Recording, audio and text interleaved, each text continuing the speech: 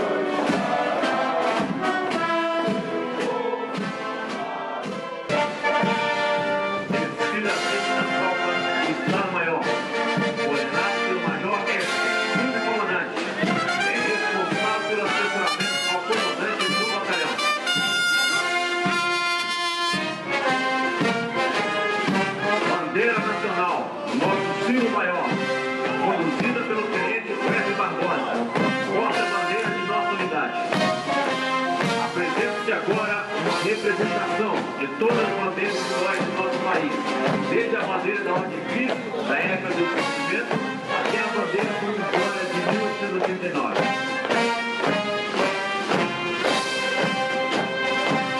Base administrativa, comandada pelo Capitão Viana, é responsável pelo funcionamento administrativo do batalhão.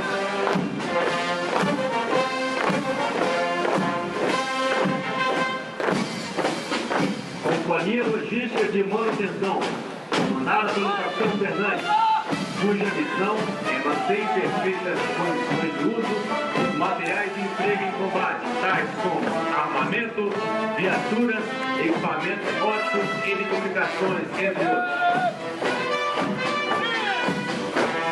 Companhia Logística de Suprimentos, comandada pelo Tenente José, que tem como missão o transporte e distribuição de pessoal e materiais fundamentais ao combate, como alimentos, combustíveis e munições.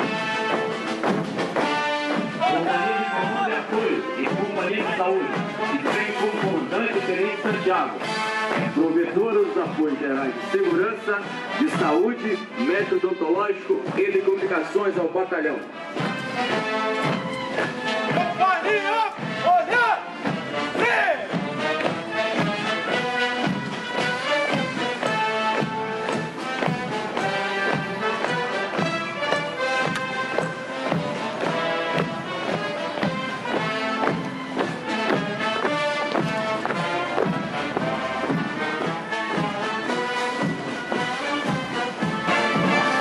Viaturas de transporte especialidade agrário manual, 3/4 tom, utilizada como veículo para transporte pessoal e carga, podendo transportar até 8 pessoas, carregar 500 quilos em qualquer terreno.